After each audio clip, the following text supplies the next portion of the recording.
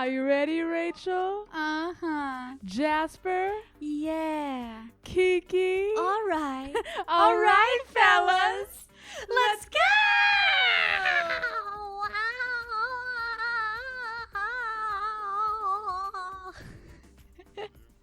Can you tell we haven't left the house in 100 days? In over 100 days.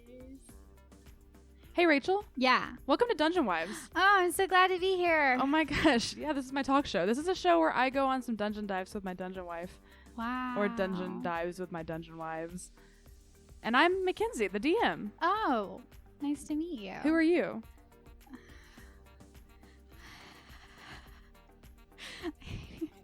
What kind of question is that?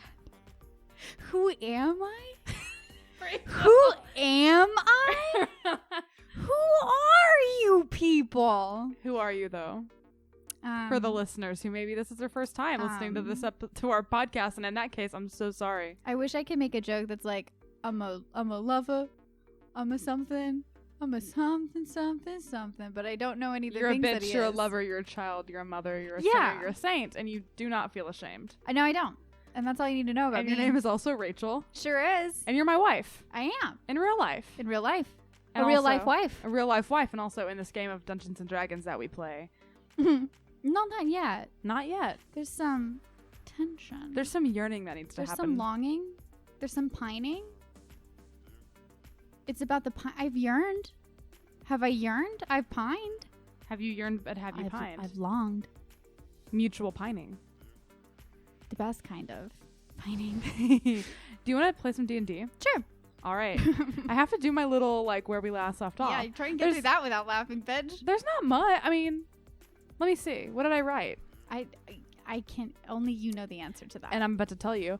Where we last left off, Alkyone and Alexandrite visited the well, met an ethereal and cool priest, and had some more cryptic visions. Our duo made a plan to continue quote-unquote touching important things, to see if any more visions happen, whilst also making a pit stop by Alkyne's family in the Sunstar Forest. They also warned Ashar, the aforementioned cool priest, of the dragon and plight of Biergo, and they ensured our duo that they would appeal to the Sharvos Council to send siege to assist the city of the All-Knowing. They left out of the north gates and were warned of missing traders from Willow's Rest and danger on the north roads. A few hours into their journey, Alkyone noticed strange statues off the road and went to examine them, finding them to be in the form of terrified travelers, seemingly frozen in time as stone statues. Nearby, bushes and trees are parted and destroyed as if something large tore through them. What do you do? A panic. I'm gonna panic. Roll into panic. Let's see how well I panic. I panic really bad. It's a 3, so I guess I stay calm. Or maybe it's you have a panic attack. Maybe it's just like fully bad. No, I rolled to panic. Okay. And I feel like panicking well is when, I don't know, I always feel accomplished after panic attacks. I'm like, wow, can't believe my body can do that. Whereas when I don't panic in a situation, I feel more accomplished in the opposite of panicking. So I'm going to say stay calm. All right. So Alkyone stays calm. What do you actually do? I'm going to be like, hey, Alex, Yeah. there's we should move. Okay. Do you see any statues? Yes, I do. And she comes down and starts looking at them, and she says, I've never seen anything like this. Bad sign. Let's go. Let's get out of here. Yeah. Well, I'm staying calm. Do we need to help these people? Are they people or are they statues? They look like people, and she moral conundrum. points a little bit, and you see now that it's like the stone that is making up this person. It looks like somewhere around their eye. It's like their eye isn't fully stone yet, and you see the little bit of the eyeball trying to move and look over at you too, and you see that there's a little bit of like a fleshy bit that is being slowly creeping up and covering into a statue. Like it is like they're The stone finishing is up. like growing. Yeah. So you've never seen anything like this before? I mean, obviously, I've heard of it. There's certain types of creatures that can turn people to stone, that can petrify them. There's basilisks, there's medusas, there's all kinds of things, but I've never heard of them being over here, in this part of the continent at least. I'm gonna like not touch the statue because there's no way this statue can tell me if that's cool with them at the moment or not. But I'm gonna like get closer to little not stone eyeball and be like, Wolf, we're gonna figure this out. And the eye is sort of it is trying so hard, but as it's like it finally kind of moves its pupil over to look at you, and you see almost maybe a tear escaping as it is like fully turning to stone, as it fully encapsulates the eye in stone, and the tear begins to it kind of clips its way out and makes its way down the stone cheek of this person. Is this reversible? Did I just lie? No, it's it needs a powerful priest or cleric, but left a priest. But no, they can be helped. Okay, well, first we should get rid of whatever's making them stone, right? That's step one. Yeah, I mean, we have to figure out what it is. We can't look at it, if anything, because then this will just happen to us. But we should stop it, or we should do something. Gosh, do Medusas and/or basilisks have dark vision? Roll nature?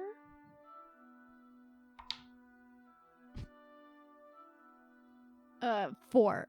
Maybe. Hey, Alex. You don't know.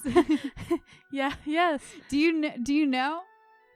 I mean, that was technically me asking Alex to begin with, but oh gosh. I'm not quite sure. I've never really come in contact. I've never read any book ever with any of them. I know what they can do. I know that you know. You had to see what that was. It was a nat 1, right? Was it a 1 or a 7? It was a 7, okay, but never mind. Yeah.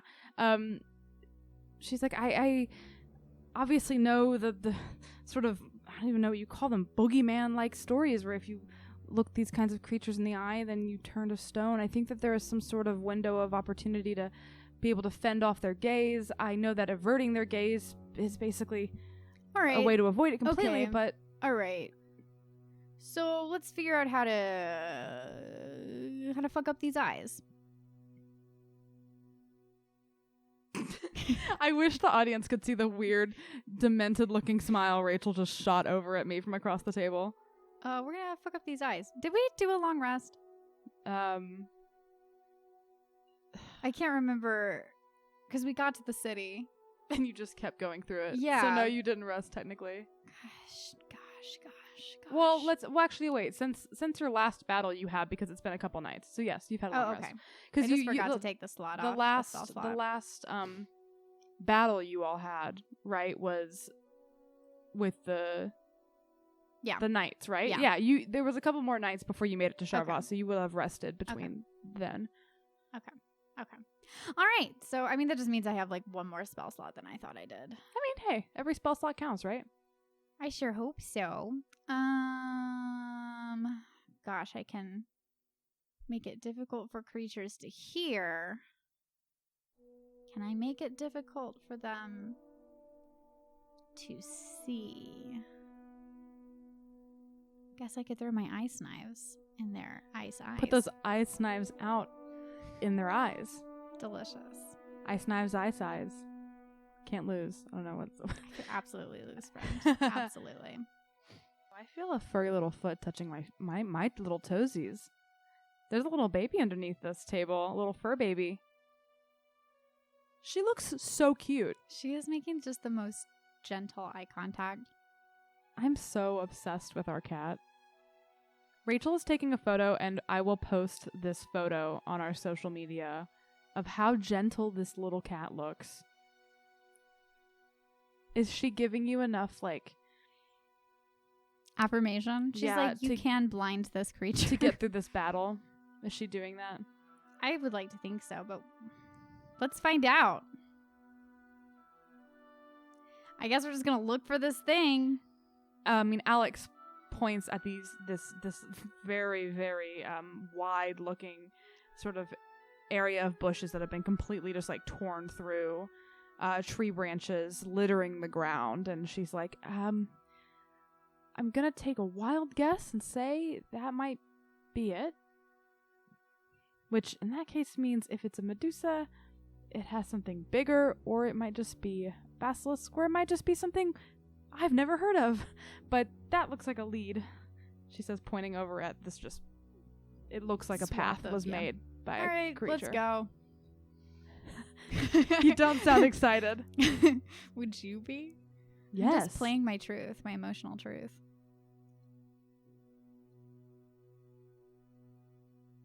But let's be sneaky about it, actually. Okay. Like, we're not walking directly down the path. We're, like, okay, on the outside. Roll stealth. Okay. Nat 20. So Nat 20. Nat 20. Oh, shit. Let me just see. I got a nat 20. And Alex got a nat 1. So together that makes a 10. Right? It's in the middle. Yeah. I just love, this just feels like your relationship. Like Alkyone has a nat 20 and Alex has a nat 1. Alex is just the loudest person known to man. You are like slinking wonderfully. Your feet, I assume your bare feet kind of sink into the mud a little bit. I have those like shoes that like that have toes. Yes. Vibram. Yeah. I used to wear those because there was a lesbian I had a big crush on in high school, and she wore those, and I was like, I'm gonna wear those because she wears those. I wanted her to like me. So I actually owned those weird ass shoes for a while. Delicious. I love it. They look very comfortable. They're pretty comfy. Yeah. Wow. Do I want to get a pair of those again? Who knows? It's 2020. It's 2020, baby. It's 2020.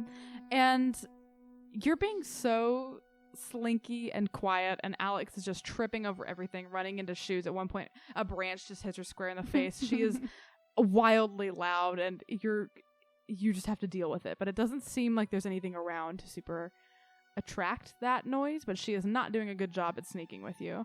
And a big portion of it is because of her armor is very loud. But eventually you follow this path, and it lets out into this sort of more open area that you see. There's a kind of like a big hill. Like it's like, it seems like you've gone a little bit east off of the path, and you're getting into a very hilly area. So you're seeing now in the distance, there's like lots of hills, tall. It's not mountainous, but for lack of a better word, kind of mountainous hills everywhere. And this area that the path opens up into is it's sort of like a little like glade that we call it, I guess. So it has a little pond and a big hill that opens up, and it looks like there's like a cave sort of built into the hill, and there's this smallish pond, and you're about like 80 feet away from the pond. Like, it opens up, it's pretty wide, and you think you see maybe like another statuesque figure sort of over by the pond near the mouth of the cave. Okay, can we just observe for a second? Mm-hmm. Yeah. In what way? What are you doing to observe? Can we see any, like, can I see any move? I'm at an angle where I can see any movement in the cave. Roll a perception check.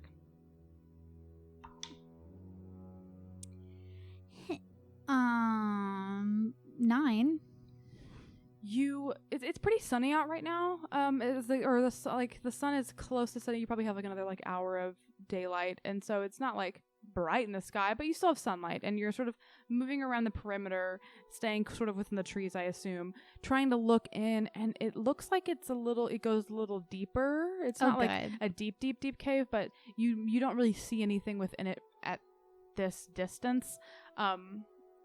You maybe get the idea that it goes in and turns a little bit, the cave itself, so you can't really see if there's anything in there, because that doesn't seem to be the kind of open space in that cave. At where you're at right now, at least. All right, let's edge towards that cave. All right. You start to make your way a little bit closer. You're keeping an eye to see if you see anything around you. You don't seem to see anything at the moment. As you get closer to the mouth of this cave, you see that it is indeed another statue that's sort of nearby the entrance. And it looks like it's sort of in the form of like a half-orc person, and it looks like they're like the other people you saw were both like two. It was like a human and an elf. One of them was like reaching out to the person who was like falling on the ground, who was the person you saw who was still sort of there. And this person, you see that like the ends of their hand are still forming the stone. Like, it's slow, and they're almost fully encased, much like their companions, and it looks like they're reaching out, trying to crawl, maybe even into the water, trying to crawl away to some sort of, safer space. safe space, Yeah. and it seems like they were caught, and so they're kind of low on the ground, reaching out, trying to escape, and they're right by the mouth of this cave. Is there any piece of Alex's armor is very shiny, right? Mhm. Reflective. Yes. Almost, yeah. Is there any piece that she could take off quickly and efficiently? Funny enough, even though I'm a Greek mythology person, I did not even think about you asking that. And if you look at Alexandrite, I almost said Alkyone. I hate that we have such similar names. They're just owls. You look over at her and you're trying to think this, and you see this very, like curly haired, scrappy looking, sweet, bluish woman with round glasses. And she is standing there, sort of looking at this person, and she lifts up to scratch her face, and she has this gorgeous giant shield that she carries with her always, which because she has a shield and a quarterstaff as her weapon. Delicious. And so she pulls her hand up and it catches the light a little bit, and she has a shield in a very Perseus fashion. We're going to use your shield as a mirror. What? We're going to use this shield as a mirror so that hopefully when we see it isn't looking directly into our eyes. Oh, okay. So, let's go. Let's rock! Yeah. Now it's a montage. It's just a fun, silly montage. Yeah, it's a fun, silly montage. All right, so what are you doing? I just let's just advance into this cave, not looking directly ahead of us, Okay. but at either the ground to make sure we're not tripping over, I don't know, bones or more statues, but using. It's funny that you're like, I'm a Greek mythology person, and I didn't even think of this because I was like, in Harry Potter and the Chamber of Secrets, they used a little hand mirror, but we don't have a hand mirror, so I hope there's something reflective on either of us that we could use. But we're using it as to kind of like peek. I don't know if there were corners necessarily, but to like, we're not looking ahead. Okay. I kind of understand what you mean. So you take her shield off, her AC drops by 2, and she immediately goes, "Oh, what?" and Tingly. I'm tingly. My AC is lower. And so you're sort of holding it and you're looking down, and it's a darkish cave, and the shield itself is reflective, but it's sort of like domey. Mm-hmm. So it's sort of hard warped. to get. It's a little warped of a vision if you're trying to look through, like kind of We're with just it looking as a for mirror. movement. And so, you go into the cave, and it goes about like 20 feet before it takes a slight turn a little bit. It doesn't feel like it's a necessarily deep cave because the slight turn opens out into a wide area. And so you get to that sort of area where it turns. You aren't stepping over a lot of stuff. It seems like a pretty clean cave, weirdly enough. It's a tiny basilisk. And you hold it in there and roll a perception. Do you have dark vision? Yes. Okay, yeah, you can roll. Just normally. Perception. 14. Yeah, so you hold it out a little bit and you move it around a little bit, and there's not really lights in here. But you see sort of the image, this sort of like clearly there's like not a lot in this cave, but you see that there is sort of like a large, jagged looking creature that is just sort of like in the center of this like larger room that is sort of just still. Well, guess I'll die. You walk in there and you die, and then the game. Thank you for listening to our podcast. We're done after 13 great. episodes. It's been great. I'm gonna shillelagh my staff. Okay. Yeah, sure. I'll cast Moonbeam. On it? Yeah.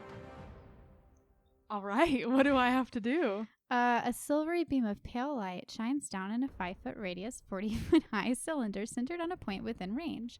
Until the spell ends, dim light fills the cylinder. When a creature enters the spell's area for the first time, or if I cast it directly upon it, or starts its turn there. Wow, I anticipated my needs.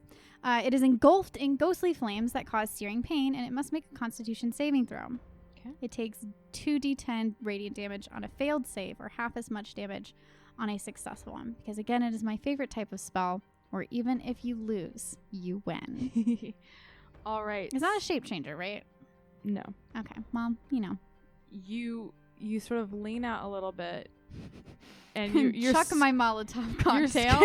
You're squinting your eyes because you can't really tell exactly where its face is. You just see sort of like a mound of a thing you can even tell how many arms and legs it has in this light. You see that it's sort of jagged and has like spikes coming out the top of it. And you fucking brought me into a dragon's lair, and then like the basilisk comes back after a hunting trip and is like, well, hey guys, I'm gonna be so mad. My dragon roommate's dead. What?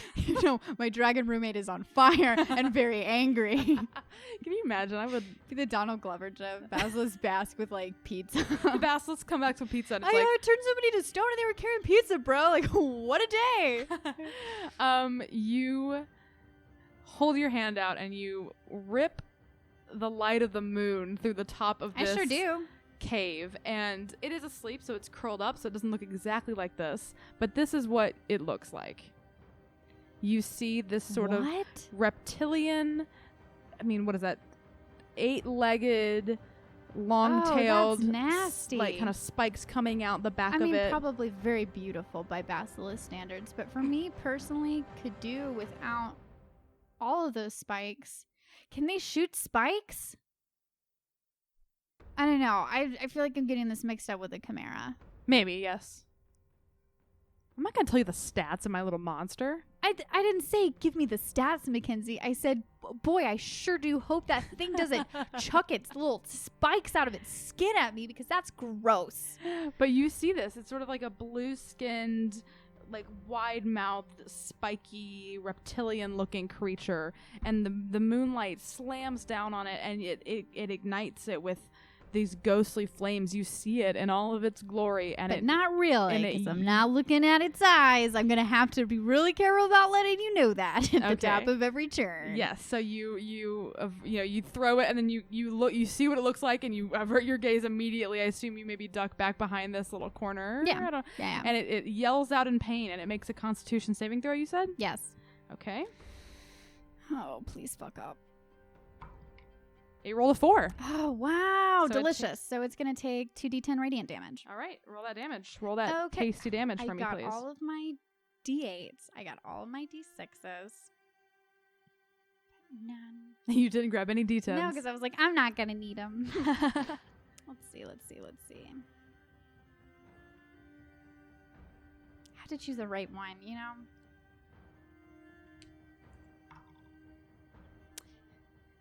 Win some, you lose some. That's 9 points of radiant damage. Alrighty. Is it perhaps? Is it dead? Did I do it? Can you imagine if I was like, all right, and then it dies, and you're good. That's it. Well, Let me do basic math momentarily. Enjoy that sexy little 9 points of damage.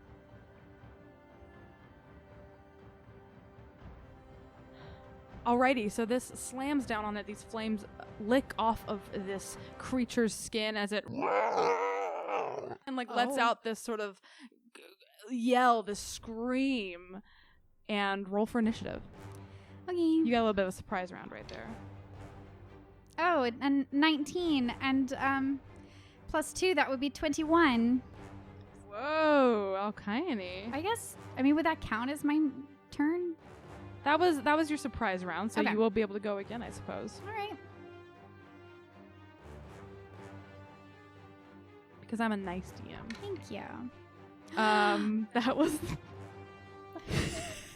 You were lucky. What's its initiative?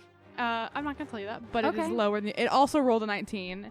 But it's either plus 1, plus 2, or plus 0. It is a slower creature, so it has less. It's a 18 now. Oh, interesting. But I did roll the same as you, which is fucking hilarious. It said try it. It said try it. And then that is Alex.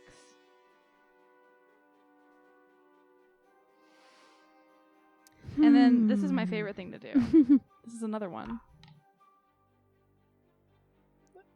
For what? You don't know. For whomst? You don't know. Does she have a friend I don't know about? You don't know. Does she have a wife I don't know about? Every creature in this world has a wife. I do. Everyone has a wife here. I do love that the big twist in TV shows is so often like, who is she? And it's like, I don't know, maybe it's Addison from Grey's Anatomy. It's like, I'm his wife. Or what's her face in Winona Earp? Yeah. I'm her wife.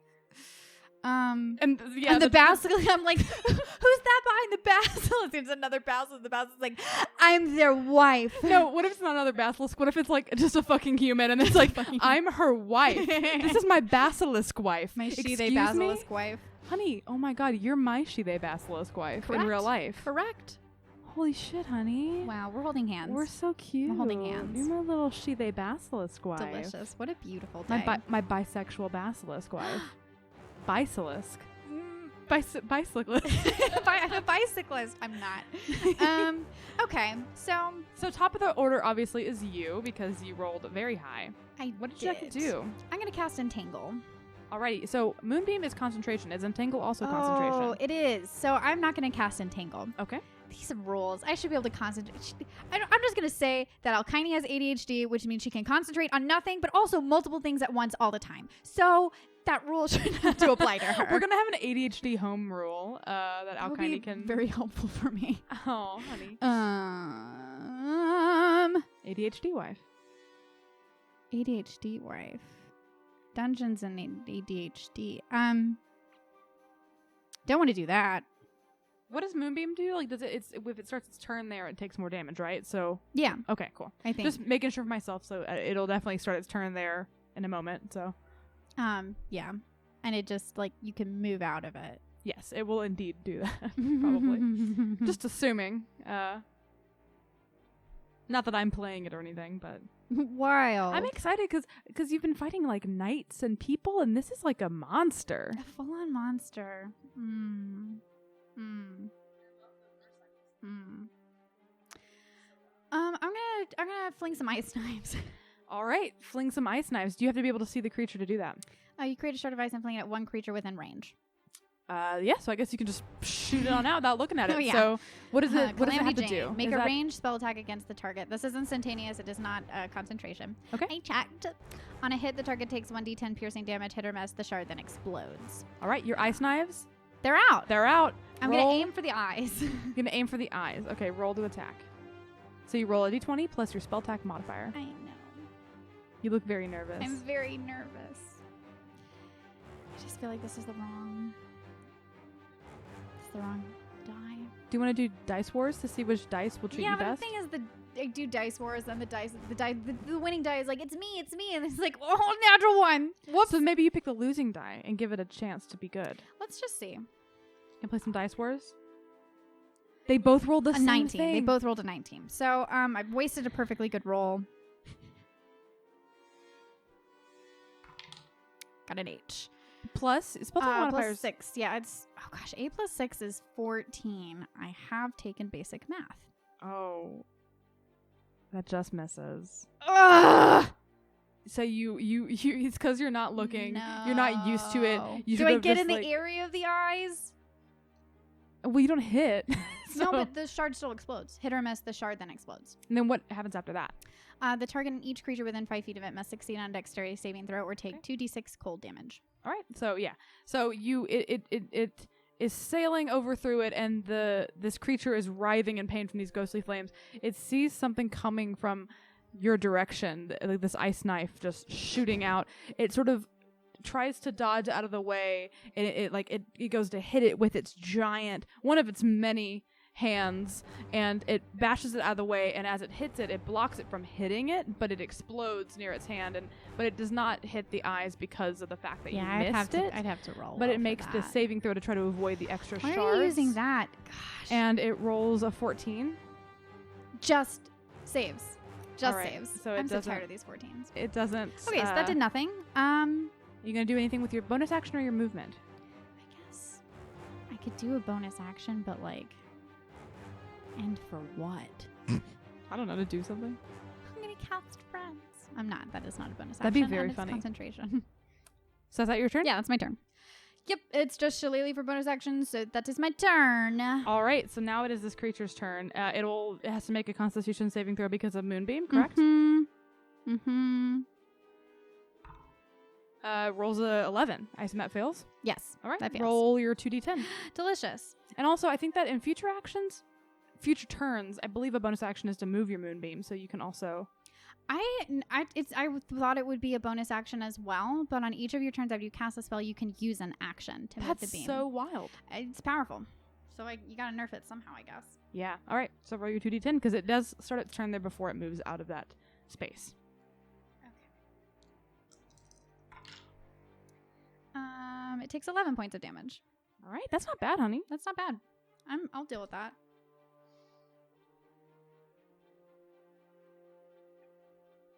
All right. It screams out once more, and this sounds like a weird bird. I don't know. I'll make it sound cool in post, and then no one will know what we're talking about. And it screams as it kind of pulls itself up by its 8 legs and begins to sort of march its way over in the direction it saw the ice knife come from. And it's actually kind of a slow moving creature, and so you're sort of at a place that's about like 40 feet away from it, and it makes it about halfway towards you, which I did not realize until I looked down at my speed for this creature. And so it is making its way towards you, and I think actually since it can't really do anything else, it'll use its full action to try to make its way, and so it is coming now about at the crest of the entrance of the cave where you are. So it is very, very close to you. Let's say you're about 45 feet away. It used its full movement to move all the way to the kind of area. What I love about D&D is we both just like stared. We both were just like, we can't do anything. Well, this is all happening within the same 6 seconds. I know, but I still think it's funny. It's as funny as like you have to blink every 6 seconds. All right, and I think that is going to be its entire turn, and now it is Alex's turn. All right. Bring out something clutch, babe. So, looking at Alex's spells, I want to say I did not take a look at them before this session. I want to say that I'm trying to keep her as, even though she is like my DM PC, I'm still not trying to metagame with her. I am trying to make her be sort of like an objective. Does this end in you saying good news or bad news? Good news. It says assistance to you. So I try not to like make her make decisions in this story because this is your story. She's your companion.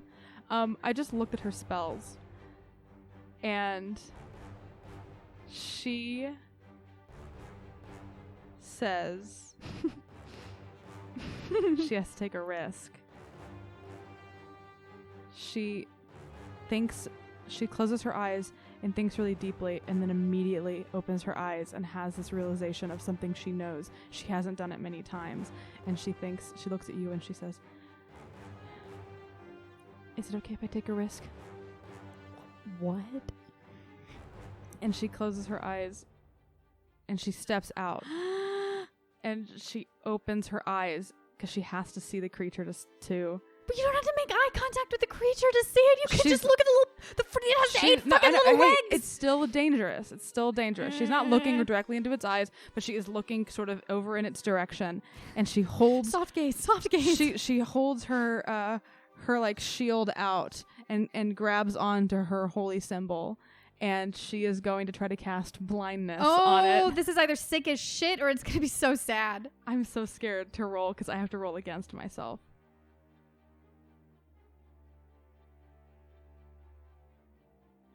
Okay, I'm nervous. It fails. Okay. All right. No, the creature fails. And I had to make it fails? Hold on. You rolled a 9. And the creature was rolling Constitution. It doesn't have plus. It would need +6 to beat her spell DC. So she looks over at it and she holds her. Are you kidding me? Shield out. I didn't think about this before I made this encounter. Let's just whack it with sticks until it's dead. Then shit. Let's go. So she casts blindness, and it is now blinded for 1 minute. That's a whole. At the end of each of its turns, no. it makes another Constitution saving throw, so it can continue to try to fend off the blindness. Okay, so we just gotta kick the shit out of this thing real quick. Yes. So she does that. She casts that, and the creature reels back. And if you lean out a little bit, it had these sort of bright blue, ethereal-looking eyes, and it squints and it opens its eyes, and it has a lot of them, and you see that the blueness has become this milky black pools almost, and it's looking around and it starts thrashing about, and its tail is whipping, and Alex looks absolutely shocked, and she looks and goes, I didn't think that would work. You did it! We've got to hurry because it's not going to last for long. I'm going to move that moonbeam because now... That's not your turn. Wait, is the thing. It is, though. No, it's not. Is Alex not done with her turn? Alex is not done with her turn. Alex is not done with her turn? Well, I don't know. Let me see. It was blindness had to be an action. It wasn't a bonus action. It was an action, okay. yeah. She doesn't have a bonus action, so yeah, no. She's not going to use the rest of her turn, but there is someone else in the initiative order. And so this thing starts thrashing about. Is it someone I like? Roll a perception check. Oh. That's going to be 15. You sort of look past this thrashing creature because Alex told you to look at it, and just behind it you see that there's like a couple little pockets in this cave, and you Are see there babies? you see that like a head looks humanoid, very low to the ground. It's very short. You see that like a head pops out with these two bright green eyes you can only barely make out because of your dark vision, with sort of this like shaved on the side floppy blonde hair. So gay. That reminds me of Riverdale. Oh no. Shout out to our friend Taylor. Whomst we love. Whomst we love. I started watching Riverdale because they love it, and I've been like, you know what? Why not? What's wild is that I love them even though they've introduced my wife to Riverdale, which means I, too, must also be introduced to Riverdale. The thing is, and you know what? The first season I think is objectively good, and this reminds me of in the pilot when the gay guy, that's like his whole character archetype is like, I'm gay. Isn't that fun? Kevin, he's a very lovely character. It's actually one of Taylor's favorite characters. But he's introducing himself to Veronica, and he's like, hi, I'm Kevin Keller, and she goes, gay, thank God. That's you with this short person over in the corner, apparently. What do they do? Thanks for my Riverdale tangent. One per episode now. And so this little head kind of peeks out, and you see that it sees the thrashing, and it like they're not coming out. You just see like eyes in the top of a head, and you see let me see if they see you. Yeah, you sort of almost make eye contact with these little green eyes and this blonde floppy hair, and they look over at the creature really confused, and you see this sort of look of fear, and the head pops back into out of sight. So Alkyone is going to assume that this is just a person who needs help, but Rachel is more cynical, mayhaps. Yeah, I'm still gonna move that moonbeam. It's just now I'm gonna be a little bit more careful. Like whatever side the little head was on, I'm gonna try and go to the opposite and bringing it out to the basilisk. They were pretty far away, and okay. they seem to be hiding within sort of like an alcove in the cave, so you're not at risk of hurting them. But okay, I can move this thing 60 feet. Yeah, no, and it's only about 40 feet away from where it previously was, so you move it. That's your action. All right, and let me double check that it doesn't need to make a saving throw if it takes damage. Yeah, it's only at the end of its turn. It's interesting. So yeah, it's thrashing about. It makes a con save, right? Mm-hmm. It is not doing good with its Constitution saving throws. I'm not mad about it. It rolled a 7. Wow, yeah. So that's gonna be another 2d10. I thought this was gonna be a lot harder than it was. Well, the thing is, when you make it easy for me, we almost die. But when you're like, now I've got it. Now will be a devastating, terrifying battle. Then you win very easily. It's just I can't predict. It's unpredictable. That's gonna be. See, it's all a roll of dice. It's just 8 damage. All right. So it takes that 8 damage as it screeches out in pain once more. And is that your turn? Yeah. Now it is its turn. Does it take another saving throw? Or does it? I feel like that moonbeam counts. That doesn't make sense to me. Okay. So it's just if it stays there. So Alex didn't move back. She cast the thing, was excited and stood there. And so it's sort of it's thrashing about. It's trying to make its way forward. It's also on fire, so just keep that in mind. And it's just biting out, and it will try to attack with its bite to Alex with disadvantage because it is blind. And then it will try to redo its save. Come on, I want a good hit. I'm so mad. Why are my dice rolling so bad? I mean, here's the deal. Your dice are rolling really well for one character. I want my monster to roll well. I rolled a natural 1 for the audience, and it literally tries to take a chomp out of Alex. She ducks down, and it bites into a big piece of rock on the side. And with that pain, it reels back, and it gets to retake its Constitution saving throw at the end of its turn. Okay. Fucking failed again. I'm only rolling 7s and Foiled 1s. again. Oh, okay. I gotta purge all of my dice. I hate it so much. It is still blind, and now it is Alex's turn.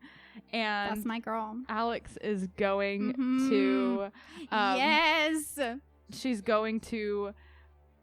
She's kind of using her shield very prominently here, and so she's going to pull her quarterstaff out and bang her quarterstaff against her just smack it with shield, a stick. and it just going to go ding, and she's going to try to toll the dead on it. So it has to make a wisdom saving throw. I'm going to use a different. I don't trust any of my dice. I'm so upset. That fails. See, they were working fine for Alex. And she rolls max damage. This thing is not looking good. The thing is, you're rolling really well for Alex. So the dead is told these ghostly flames are wreathing off of it. You hear these it sounds like church bells. These you know what I love? ghostly Can I church just say bells. for flavor that, I brought in, druidic ghostly flames. And she's bringing in, holy the more ghostly. Structured holy flames. And together, it's a lot of ghostly flames. And so the dead is told these ghostly sounding ethereal church bells ring in this creature's ears. If anything, it's just senses are being completely attacked. It's not even physical attacks. It's it feels like its brain is exploding as it continues to thrash about and try to rip its claws and teeth at Alex. She backs up a little bit, but she's trying to stay close to you. But if she moves too far away, she's now within melee of it. It will get an attack of opportunity, I think. Only because it is thrashing about. I think there might be a rule that it has to see it, but I am making the choice. So she's trying to stay within it and just keep dodging it and stay by you so that she doesn't provoke this creature or pull it further towards you because she doesn't want you to get in trouble. And the person that you saw for a second continues not to take a turn. I just put them in initiative because I wanted the flavor of you knowing that they are there. The flavor. And Alkyone, it is your turn again. Well, you see, has it moved? It moved a little bit out of the. Did it move 5 feet? Yes. Oh. Why? I mean, I could do something else, but this moonbeam is really working, so I'm just gonna use my action to move the moonbeam. It is. All right. It's gonna roll its fucking saving throw. I cannot believe. I should have made. It rolled a natural 20. Yeah. I counted. It's a little bit rocks, but I counted. But here's the deal: on a failed save, it just takes half as much damage. So it's my favorite type of spell. Give me that half damage. When you lose, you still win. I want to hit once with this basilisk. No, you don't. You know what? You don't. Real quick, Rachel. The one time you hit, it will be a nat 20, double damage, and for whatever reason, because I have 1 foot in the pond or whatever, and then there's something in the pond that grabs me that makes it triple damage, and then I drown. That's what happens. I just want to say, Rachel, real quick, Rachel, I want to say, I almost nerfed this creature. And you didn't nerf it? This is unnerfed? I was thinking about nerfing. It's also, I'm so sorry, I realized that our cats have a cat toy in the background that people might hear. We're a very professional podcast here. I mean, Kiki's having a good time. We're having a good time. We're all having a good time here in this house. Yeah, I almost nerfed its petrifying gaze, and I didn't because I was like... And you know what? It doesn't fucking matter now. It doesn't, Rachel, because this dumb little creature... Delicious. So that is 9 halved. How would you like to have? No, that's 9 plus 9 plus 3. 3. LOL. 12. So 6 halved, points of damage. It's looking bad. Good. It don't feel good. You Is know that all what? you're doing? A bunch of people are real sad and stone outside, so I can't feel too bad. And because On it's not its Medusa, turn, it's not gay culture, I really don't feel bad. it's going to try once again an disadvantage to try to bite Alexandrite. I assume that's your whole turn, right? Unless you want to do something else. I mean, I've got my... There's really nothing else I can do. All right. Now we're cooking with gas, maybe. With disadvantage. No, 'cause she still has her shield because she's been using it at least, right? Yeah, no, she's Yeah. been it's not like she took off her shield and threw it. I will argue very much in favor. It hits. Oh. Or it doesn't hit. Sorry, it doesn't hit. It doesn't Okay, I hit. was like, why did you say it like that? It does not hit. It's going to try to redo its saving throw. That's got... It doesn't matter. I'm rolling so bad. Delicious. Oh, God. Okay. Yum, yum, yum, yum, yum, yum. Alex is going... Finish it. Finish it. Yeah, she's going to cast Sacred Flame on it. She's going to slam her staff into the ground, and these sort of holy green flames will sort of go across it. Actually, it's that's saved. It just saves. It has to make a dex saving throw. It has -1, and the thing is 15. So it just saves, so nothing happens. It survives one more round, and now it is. It's your turn. Did it move? No. So it can start the round with a moonbeam in it. Yeah. But did it move though? That's its con save, so it takes half damage. Yep. Roll that half damage. You sure will. Please roll low. I want 1 hit. I did roll very low. That's 3. So do you want to? It's up to you. 2. It takes 2 2. damage. It's still alive, baby. It is holding on. But here's for the dear deal. life. That's just because it started in Moonbeam. I get to do something else. What do you get to do? It started in Moonbeam. Every round it starts there. If it doesn't move out of it, then I take my action to draw the Moonbeam towards that. But if it just stays still, then I get to do whatever I want. Suck a butt. Suck a little butt, you little butt. I'm gonna do a battle that hurts you one day. Yeah, and it's gonna be really sad for everybody, okay? I'm just gonna smack it with my staff. Okay, you approach it. You give that a little thing a little smack. Smack that all on the floor, if you will. Oh, I miss. That's a 9. Oh yeah, you absolutely miss. You slam it against this hard reptilian hide, and it almost threatens to break your quarterstaff with how hard its skin is, and it thrashes sort of in your direction. Is that your turn? I think that's all I can do. All right, actually, you just hit it, and it thrashes and tries to bite down with disadvantage in your direction. With disadvantage, it does not hit because I keep rolling really bad. It's going to try to make its con save again and not be blind. It's going to fail. It's going to fail. Everything I do fails. So, again, everything this basilisk does fails. Alex is doing fine. I am this basilisk, Rachel. I'm the basilisk. The basilisk is me. Each of us have a basilisk and a tiny little cleric inside of us. They're both gay. They're both gay. And that's it. And I saw basilisk. Stop. And the basilisk saw man. Stop. I hate that Tiger King has come back. Even briefly, even as a joke. All right. Literally, that's its turn because it's blind. Yeah. So I can't believe I cast a spell that just nerfed my own creature so bad. Truly, without that, we would have been fucked. But I want you to know how nice of a wife I am that I did that for you. You have to play the character. Are you telling me that if you didn't plan that? I did not. No. You didn't plan that. So you're telling me if Alex had that in her arsenal, she would have been like, it would be too easy if this succeeded. Alex is like, I love a challenge. I'm not going to help you. We really have to earn this. We really have to earn this. She wants to protect you with every bone in her body, and so she will. And so I'm just glad in this instance that it hasn't put her in much danger to do so. It's just thrashing within 5 feet of you all. Finish it. Finish it, babe. All right. Did you just call her babe? Yeah. I'm really worried that I'll just try to Sacred Flame it again. She's gonna be like, oh, that didn't work, and try to, like, instead of slamming it in the ground, just slam it square on its head so that the flames wreath out over its forehead. And it saves again. It's so every time she tries to hit it with Sacred Flame, it sputters out and it sorry for my stuttering. It pushes its head up and thrashes again, and it's your turn again. Person still is not doing anything. Actually, is the person going to take it down? Narratively, wouldn't that be lovely? So so this Sacred Flame does not hit, and out of nowhere you hear a very small and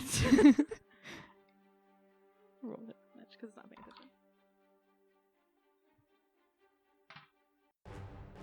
You see a very small person yelling come up, and you see almost this person like leap into the air. You just see this, you can tell now, since you know what people are like as a halfling, a small halfling person to almost jump almost a 10-foot vertical leap in the air, and they have a sword and they come to bring it down, and then they slip and they fall off the side of the basilisk, not hitting, and they go shit really loud. My self-insert because they don't hit, even though I gave them advantage, and I thought it'd be really poetic if they took this creature out. They land on the ground and they go, oh. And they just lay there, and now it's your turn. Hey, but they are like right by the feet, kind of laying on the ground. Hey, did that basilisk move? No, it's still there. Yeah, so just... Oh. It failed. Only if you roll 2 ones right now. We really are the scourge of... Only if you roll 2 ones will it not die. That's not 2 ones. That is very high. That's 16 points of damage. Mm-hmm. This moonbeam that is just the most clutch motherfucker of all time. First it was Dust Devil, and now it's Moonbeam? You and your concentration spells just going all 10 rounds, I swear to God. You can't break Alkyone. You can't. And that's why I'm in love with her, and I'm in love with you. Wow. And this thing, it almost looks like it begins to disintegrate in front of your very eyes, because the ghostly flames are just ripping apart its leathery skin, and it fully, like, it starts to waver. It stops its thrashing, and then it like leans and almost threatens to fall on top of this little person. The little person yells and rolls out from underneath it as it falls to the ground, and they kind of scramble up and hit the wall, just panting and looking at where they almost were completely smushed. And this little small person like looks up at you and goes, are you here to help? Oh, I guess. And you see that like they are kind of hiding their left hand behind their back, and they have the short sword in their right. And yeah, you see now it's like a small halfling man, and he has sort of like kind of ragged, like his shirt has been completely torn apart, and he has sort of like binding on his chest that you can see underneath, and he's wearing these sort of like short, like kind of ragged shorts, like it looks like he's just been torn apart, and he has a little bit of like a black eye. No! And he has like shaved on the side and floppy blonde hair on the top, and these bright green eyes, and he's just sort of like staring at you two and hiding his left hand, and he's panting, and he just looks... Are you okay? Are you hurt? A little bit, but not as much as my friends. Oh no. Where are your friends? By the road, and I think Tanya tried to run, and I haven't seen her, but I think she got out of the mouth, and I've just been stuck in here. I got it a couple times, and then I hid, and it didn't see me, and I just didn't know how to get out. Hey, it's okay. We can reverse the stone stuff, but like, you know, if there's any like other stuff you need to let us know, now's a good time. I don't think you can reverse this. And he pulls out his hand, and it looks like, sort of starting his forearm, it is stone, and it looks like half of the hand has broken off. And so it's like stone. He's like, I had a potion that I took when I started to turn, and it stopped. It was sort of a restoration potion, and it stopped the turning. But then when I was fighting it, it broke. And I don't want to make it not stone because I don't know what it's going to look like anymore. And you see he only has like a pointer and a thumb now because it's just completely broken in half. And the stone stops about halfway up his forearm. Hey, let's go get your friends taken care of, and let's see if we can help with that. We have a cart. We can put them in there. Yeah, and we'll just be real actually, we should not put them in a cart. We should bring someone to them, just in case. So that way there's no danger of anybody falling out. Okay. Who are you? My name's Alkyone. I'm Alex. What's your name?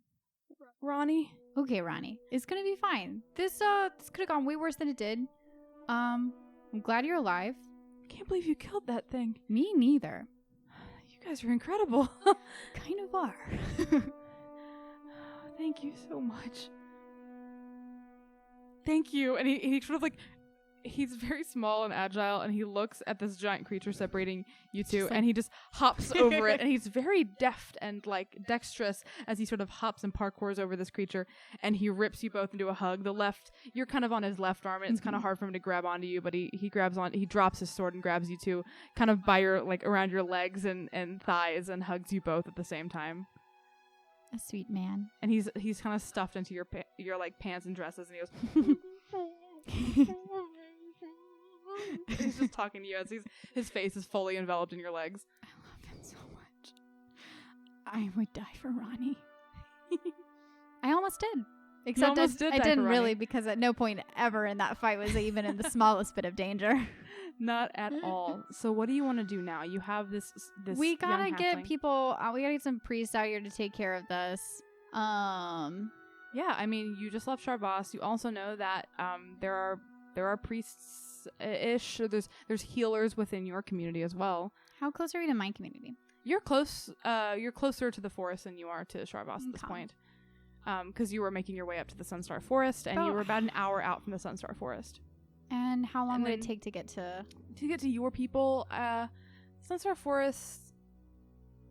Yeah, it's about a couple hours into the forest to get to your home. Probably like 5 or so hours to get to your home. So you'll get there probably about the time you'd be going to bed, maybe. Like sunset's happening in about an hour or so. You're gonna hit the forest, and you have maybe another 4.5 hours to go before you hit where your specific home is. So you'll get there about like bedtime. But how fast would gosh, what do we do with the horses? You left them on the road. We can retcon say maybe you tied them to the trees over off the road, like they're not just standing around doing nothing. But yeah, they're like a little bit off the road. They're probably with those other statues. Yeah, so with the horses, we could probably make some good time. Yeah, and Ronnie said they have a cart. So they might have their own horses as well. So okay, yeah. I'm like, hey, my mom's place is not far from here, and there's a bunch of people there who could help. So why don't you come with us, and we'll grab some moms, and we'll bring it back here, and then we'll fix your friends, and we'll. What if somebody takes my friends? It'd be weird if they did. Or messes with them. I don't know. I just get worried about leaving them. We could put them in the cave. He looks at the creature. I don't think anybody would want to step over that, you know? I guess. I don't want them. I mean, if you found them, we're lucky you were nice people. I don't know. I wish I had any kind of like disguise spell. But I do not. Can we please take them? I don't want to leave them. Okay, well, we'll just, how big is your cart? It's pretty big. We can clear some of the supplies out. We don't need it at this point. I need them more than I need got blankets, supplies. Got tarps, got hay. Ish. Back there is mostly a bunch of boxes. We kind of all trade in different things, mostly jewelry and some fabrics and things. Okay, fabrics is good. Why don't you go get your cart and we'll find some moss. We'll find just as much moss as we can. Okay. It should be a little bit off where we got caught by the creature. All right. You good to go alone? Yeah, I guess so. Alex, you seem pretty proficient. Yeah. I can walk him to his cart. Do you want to go get the horses? Maybe look for some moss along the way? Sure. All right. Go team. Go team. And as you two are going, you kind of realize you're going kind of in the same direction, so you all end up sort of sticking together anyway. Oh, Alkyne's going to do like 5,000. Fancy meeting you here. Yeah, and so you're sort of going in a similar direction, and he sort of is looking around trying to figure where he is, and he kind of breaks you off eventually. A little bit more to the right. They were a little bit further down the road, and maybe they were trying to run back when they got caught by the creature. So you go a little bit further down the road and find that their cart has been it just kind of pulled off road, and the horses are there, and he kind of leaps up on there's like 2 big horses and like 1 smaller pony that he runs towards and gives it a big kiss on the face, and it's very sweet. And it's a decent sized cart. It's like it's hooded, so it's an enclosed cart. Nice. And it is mostly like there's like a wooden door in the back, and he needs a little help opening it. And if you open it, it's mostly there's like a little bit of a sort of sitting area, or maybe there was a couple people riding up front, and then someone would hang out in the back. And there's mostly just big boxes of jewelry and very ornate fabrics, and on the sort of boxes there's this like ornate kind of elvish painting. Do you speak Elvish at all or read Elvish? No. All right, you don't know what it says. But there is this gorgeous sort of symbol of like a kind of bird on fire that is sort of painted on them. And he says, we can get rid of this stuff, or at least some of it. Maybe we can use some of it, but we don't need it if it means we can't fit them all. Let's just get your friends in here. Let's spread out some fabrics and make it soft, and maybe we can insulate it so they don't get jostled around too much. Yeah, of course. And I don't have anything here, but if you end up making your way to the capital or something, I can get you payment or something. No, really, worries. like an item. No. Oh, I have a friend named Edgar. Hey, what's that Elvish say? Oh, Viriath Trading Company. Okay. It's sort of. I was just curious. I was hoping it was a prophecy or something. Oh, based on a prophecy? No, that's Rachel talking. You were like, "Can you read Elvish?" And I was like, "No." And they were like, "Well, it's just there." You don't get the answer to the entire campaign right there on these boxes. 42. No, exactly. No, he's just like, there's we're traders from the capital, and we sort of have like a guild, the trading company in the capital, and we were just bringing some of our wares over to Charvas to trade. So we don't all work for the trading company, right, but we work underneath them, kind of. Yeah, I work at Edgar's Emporium. It's great. So if you're ever in the capital, please go there. You get something cool for helping me. I would have died if it wasn't for you. And so please, if you ever head up to Viriath, I don't know, please. We are heading there. That's our ultimate goal. Well, then we'll look you up. You should go by Edgar's. I'll be in Charvas for a while. But first, let's get you to my mom's. Yes. And then you can go back to Charvas. Yes. And so he helps you kind of get the horses back on the road and get the cart all set up and pulled back over to where everybody else is. And you see, actually, like when you first arrive, you see the 2 statues there, and you don't see Alex. And then you kind of hear rustling, and you see that she is carrying the other statue, and she's having a little bit of trouble, but you see now like how strong she is. Like she's pretty muscular, and she's this person she's carrying is a smaller half orc, and she's like, thank God they're short. and sort of and tries her best not to just dump them on the ground, but lays them down, and I don't know why I thought a statue wouldn't be heavy. Wait, yeah, we'll get him to 2 people. Yes, from now. But she, for sake of brevity, brought the other person over. Yeah, for the sake of brevity, but also because she's a good person. Nice. Yeah. All right, let's get him in the cart. All right, you load all these statues into the cart, and Ronnie gets up. You feel like he gets up to the front almost out of habit to drive, and he tries to grab the things, and he's having he can't grab them because his hand is stone, and he looks kind of dejected, and he says, do either of you know how to drive a carriage? Oh, I can talk to animals, so if they've got any problem. He makes kind of a confused face, and he hands the reins to you, and he says, I can stand up here and I'll help you if I can. I can just cast speak with animals. I mean, speaking of animals, is it going to help you know how to... No, but I can tell the horses, like, hey. I'm new. You know more about this than I do, but we're going to be buds. Are you actually going to speak to the animals? Yeah, why not? Okay. Gain the ability to comprehend and verbally communicate with beasts for the duration, 10 minutes. The knowledge and awareness of many beasts is limited by their intelligence, but at minimum, beasts can give you information about nearby locations and monsters, including whatever they can perceive or have perceived within the past day. You might be able to persuade a beast to perform a small task or favor for you at the GM's discretion. So what do you say to these beasts? And keep in mind it's first level, so I these can do this 3 more times. So if we have an issue in the next couple of hours, so... You're going to be fine. I just want to do this to be funny and make up I'm a gonna be like, horse voice.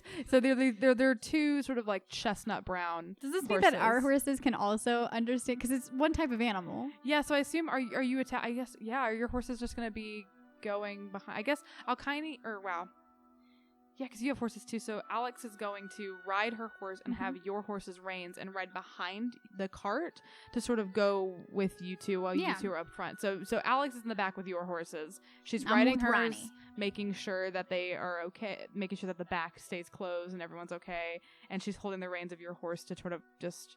Yeah, Gently. and then you're up with Ronnie with these 2 chestnut brown horses. And what do you say to them? Hey, we're gonna go to my mom's place. It's in the Sunstar Forest. Do you know how to get there?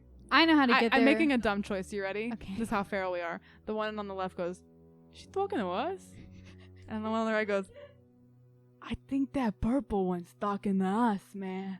Yeah, I am. Oh my god! Can you understand us? For the next 10 minutes. And then the one on the left goes, "Holy shit! She can understand us." Okay, we're going to forest. Yeah. I've never driven a cart before, so if I'm doing something wrong, give me a little tail flick. All right, I'll flick you. Oh, you're gonna flick her. Oh, and they kind of make flick her. I hardly know her. Yeah, and then they go, oh, and then to Ronnie, the horses just go, and Ronnie's like, what are you saying? Okay, he's just gonna be like, yeah, I'll just stay on the road. I'll give you direction as I can. Right, just go easy on me. We'll take the reins here. Okay. Unbelievable. Okay. Unbelievable. I don't know what was behind that choice. It just felt right in my soul. I love that it was Flicka because of the movie. Oh, the movie Flicka. Flicka. Oh my gosh. Delicious. So, you are finally hopping back on the road. You continue to journey another hour or so before the sun is beginning to set and the sky fills with a beautiful pink and orange glow. And you crest over the hill on this road and you see an image that resonates so deeply within your chest with comfort and love. And that is the Sunstar Forest. It's your home. I gotta do one more thing before it ends. Okay. So you and Ronnie are sitting up there, right? Mm-hmm. You say, hey, Ronnie, one of my moms, she lost a leg.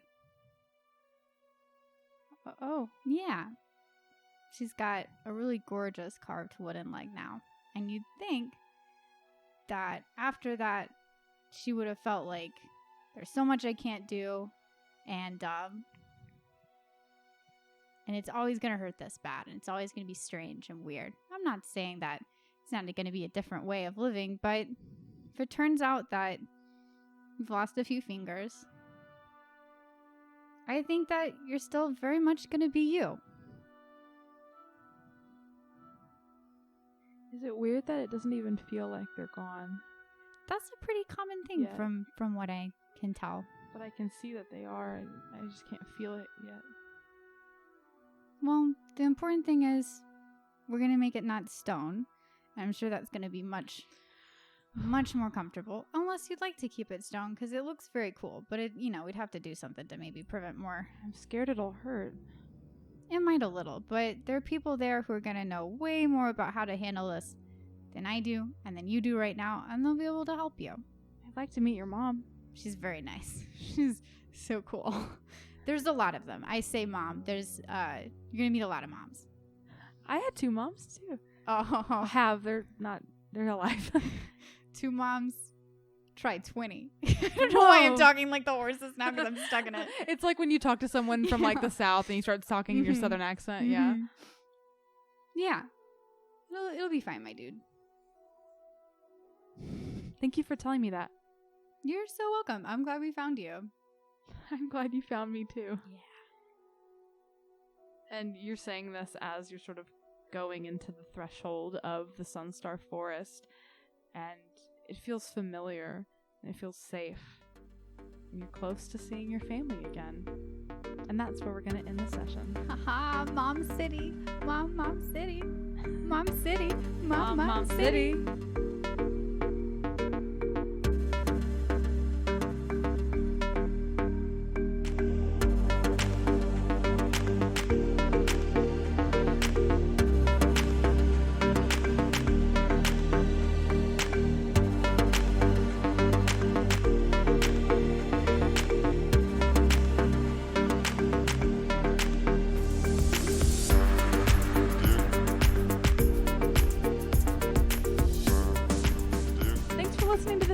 Dungeon Wives. To this episode of Dungeon Wives.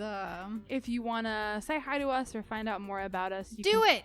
Find us on Twitter and Instagram at Dungeon Wives. Our little website also just had a rehaul.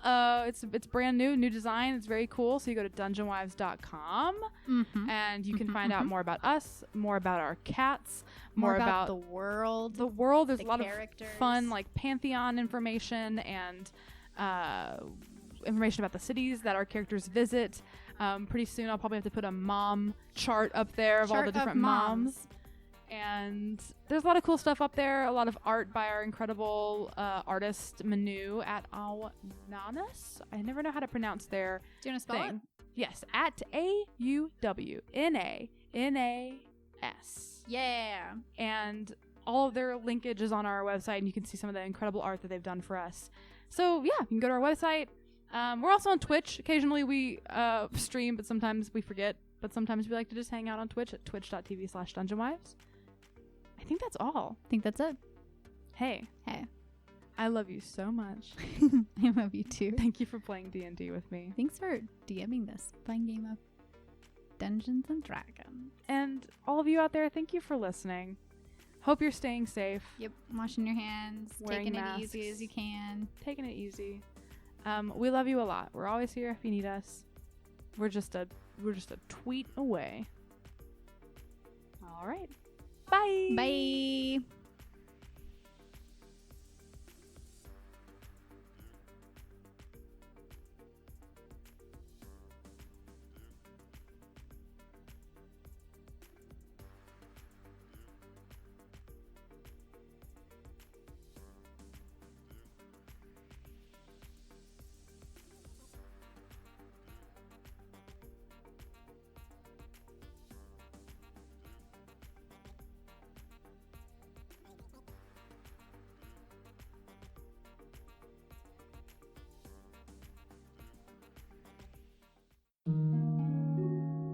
The remnants of the fear and rage of the last war still stalk the world, waiting to tear humanity to shreds.